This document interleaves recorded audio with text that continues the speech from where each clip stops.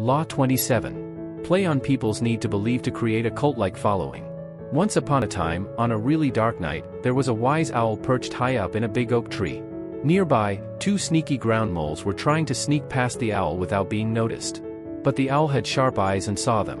The owl hooted, "Hey, you two!" The moles were scared and asked, "Who's there?" "It's me, the owl." "I see you both," replied the owl. The moles ran away in fright, spreading the word that the owl was incredibly clever because he could see in the dark and answer any question.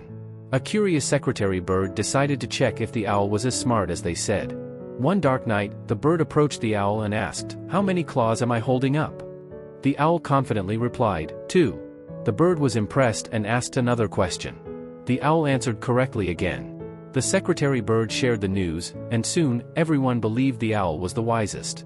Then, a silly red fox asked, "Can the owl see in the daytime too?"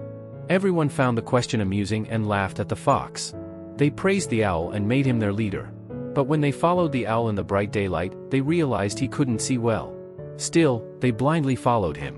When a speeding truck approached, the owl couldn't see it, and they all got hurt.